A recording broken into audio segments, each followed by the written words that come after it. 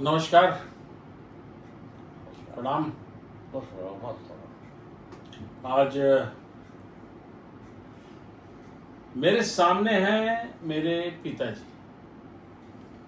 मेरे पिताजी मेरे गुरु, मेरे अभिभावक, मेरे संरक्षक, मेरे भगवान। वास्तव में भगवान नहीं तो भगवान जैसे अवश्य। और अभी एक हफ्ते पहले 96 वर्ष की आयु पूरी की है। 96 ईयर्स, 97 में प्रवेश किया है। आज इच्छा हुई कि इनसे बातचीत की जाए। और आज का दिन बड़ा खास इसलिए भी है कि 96 साल की उम्र में पहली बार पिताजी ने आज अपने बाल काले किए हैं। बाल काले किए, इसके पहले कभी नहीं किए। और ये जो शर्ट पहनी है ये भी इनकी नहीं है अपनी, ये इनके पौत्र की शर्ट है। लेकिन पिताजी को, बाबूजी को इस तरह से देख करके मन आह्लादित हुआ, गदगद हुआ। पिताजी ये बताइए, जो आज बाल काले आपने किए हैं, कैसा महसूस हो रहा है, कैसा लग रहा है? मुझे इसका कोई शौक नहीं था, लेकिन बच्चों के कहने पर कुछ भी करने के लिए मजबूर हूँ, इसलिए कि मुझे अकेले माँ और पिता दोनों को फर्ज अदा करना पड़ा। क्या बात है। तो बच्चों ने जिद किया, इसलिए आपने आज बाल काले कराए। अच्छा, एक बात बताइए, जब हम लोग छोटे थे तो आप बच्चों को पीटते बहुत थे, बहुत पिटाई करते थे। मैं भी बहुत बार मारा गया हूँ। बहुत अच्छी खासी पिटाई होती थी। जरा सी गलती होती थी तो पिटाई के लिए तैयार रहते थे और मान के चलते थे कि आज पिटाई होगी जरूर। विद्यालय में भी कोई उद्दंडता करता था विद्यार्थी तो उसकी पिटाई होती थी। घर में हम सबकी पिटाई होती थी, लाइन लगा के पिटाई होती थी। अब पिटाई करने का मन नहीं करता बच्चों को। उस समय दूसरा था। उस समय पिटाई होती थी तो लड़के अच्छी पढ़ाई करते थे, बहुत ऊंचे जाते थे। और आज अगर पिटाई कर दी जाए, कोई अध्यापक पिटाई कर दे तो उसके ऊपर FIR हो जाती है। ये बात तो चिंताजनक है। खैर, बहुत सी पुलिस FIR दर्ज हुई हैं जिसमें अध्यापकों को जेल तक जाना पड़ा है। नहीं, मैं ऐसे कह रहा हूँ हास्य परिहास की मुद्रा में, क्या बच्चों को पीटने का मन नहीं करता? बच्चों को, जो घर के बच्चे हैं, हम लोगों को, हमको कभी पीटने का मन करता नहीं। इधर आजकल नहीं करता भी आपका? उसका कोई प्रश्न नहीं है यार। क्यों? समय बदलता है इसलिए, वक्त बदलता है इसलिए। मैं अध्यापक नहीं हूँ और मुझको अब लड़कों के हिसाब रहना है, इसलिए पिटाई करने का मन नहीं करता। पिटाई करने का मन नहीं करता। पिटाई करने काम ही नहीं कर रहे हैं। कोई काम करे पिटाई वाला तब तो। और बताइए, उत्तर प्रदेश सरकार कैसी चल रही है?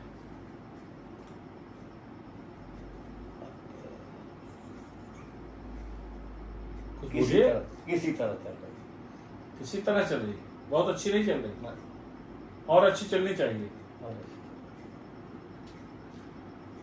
आप लोग जब पढ़ाई करते थे, जौनपुर में पढ़ते थे, TD कॉलेज जाते थे, उस वक्त सरकार कैसी चलती थी? उस वक्त तो भारत जो आजाद नहीं हुआ था। नहीं, भारत उस वक्त आजाद नहीं हुआ था, तो सरकार कैसी चलती थी?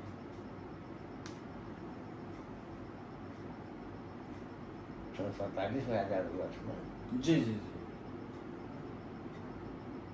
तो सरकार, मेरा मतलब कहने का, सरकार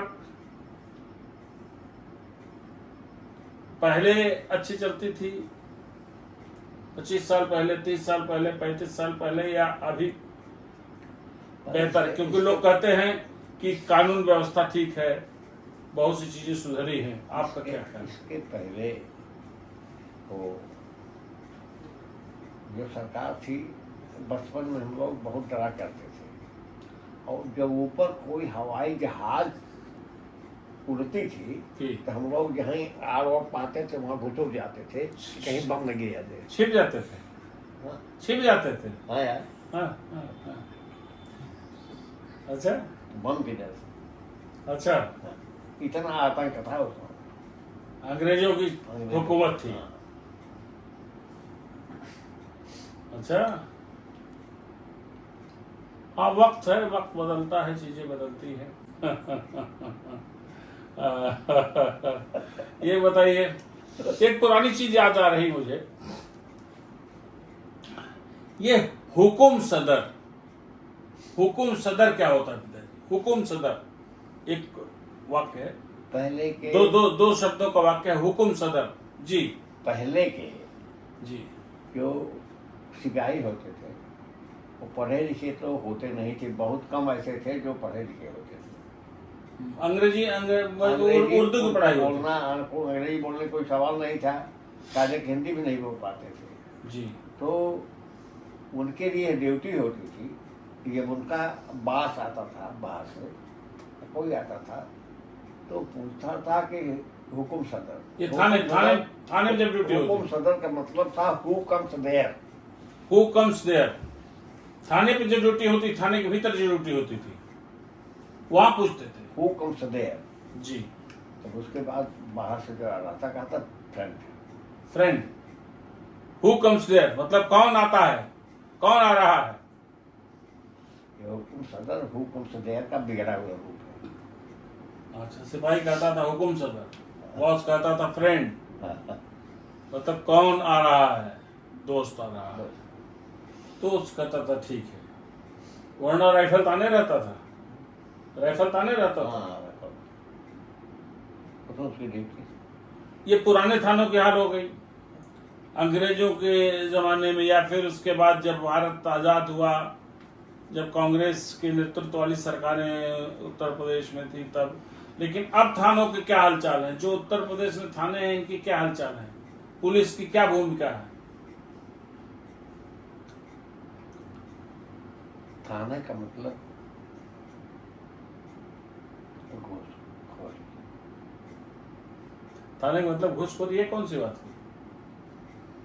यही हो रहा है तो कौन सी बात हो। किसी व्यक्ति का काम बिना पैसा दिए नहीं होता। एक आदमी, जैसे हम जौनपुर जिले के सरपथा थाने से आते हैं, हाँ और सरपथा थाने में एक दीवान जी ने किसी से घूस मांग दिया, वो मौर्य था। मौर्य ने अपना सूचना दिया, वहाँ हमारा पड़ता है वहाँ में बनारस में। बनारस से भी आ रहे थे, घूम रहे थे।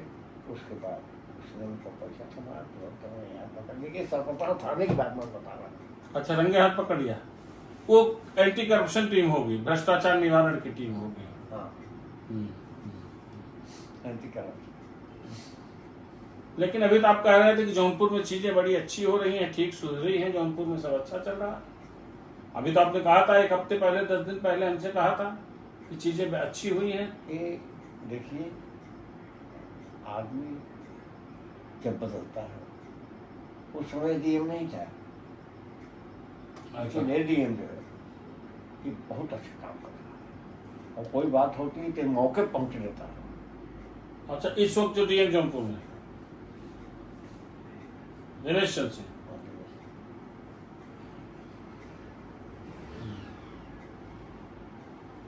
मतलब जनता की शिकायत सुनने वाला व्यक्ति, हाँ जनता के बीच जाने वाला व्यक्ति। हाँ। और लखनऊ में, लखनऊ में लखनऊ में क्या जानना चाहता है? अरे लखनऊ में कानून व्यवस्था कैसा है? सब ठीक है, बढ़िया है? कुछ लोगों के हिसाब से ठीक है, जो कानून व्यवस्था के जिम्मेदार हैं वो तो ठीक बता रहे हैं। अब ये बताइए, आपको खाने में क्या अच्छा लगता है? खाने में क्या अच्छा लगता है? मीठी चीजें ही ज्यादा अच्छी लगती हैं। मीठी चीज ज्यादा अच्छी लगती है। मिठाई तो आप बहुत जमाना से बहुत ज्यादा खाते रहे हैं। तो एक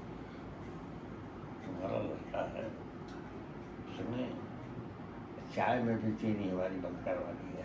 बंद करवा दी आपकी चीनी चाय में? अंकुर ने? नहीं, दिस बॉय। अर्पित ने? क्यों, क्या कर रहे हैं? हाँ? क्या करते हैं, किस लिए चीनी बंद करवा रहे हैं? एक दिन ये दोनों भाई थे, पता नहीं मेरा हाथ पकड़ा, हाथ पकड़ के पता नहीं क्या खोल दिया, इसमें खून निकल रहा है। अच्छा, ब्लड सैंपल लिया होगा, उसकी जांच की होगी। उसके बाद बता दीजिए हमको शुगर काव कहन कहन तोड़ लगे तो शुगर होगी बा? है और क्या? हाँ, हाँ, क्या करते हैं? जबरन गोद खून निकाल रहे हैं? हाँ? कुछ बोलूं? अब बहुत नालायक है हो। हाँ? हाँ, हाँ। और का हाल चाल बा? कहाँ किया था? अरे कुल हाल चाल का बा, देश दुनिया घर द्वार? बिल्कुल ठीक ठाक है सब, घर द्वार भगवान ने वहाँ भी अच्छा कर दे दिया, यहाँ तो अच्छा हमेशा ही रहा है, और परिवार भी ऐसा दे दिया है कि मैं बहुत संतुष्ट हूँ। अब बुढ़ौती में और क्या चाहिए। हाँ, आज खाना क्या खाया? मैं खाना नहीं खाता हूँ, माफ़ करिएगा, भोजन करता हूँ। ओह, क्षमा करिएगा। भोजन में क्या लिया आज? क्या ग्रहण किया भोजन में? चावल, दाल और रोटी, सब्जी, और उसको क्या कहते हैं, रिकवच। रिकुच? रिकुच मतलब सहीना? सही है सर। सहीना, उसका झोर, झोरवर, कोरवर प्लस झोरवर बराबर सहीना। हाँ, कोरवर तो नहीं दिया इन लोगों ने। अच्छा, कोरवर नहीं दिया? कोरवर मतलब जो सूखा होता है, अरवी के पत्ते में उड़द चने की दाल का पकौड़ा, वो नहीं दिया, वो उसका गिरा वाला दिया, उसमें तो पकौड़ा रहा होगा।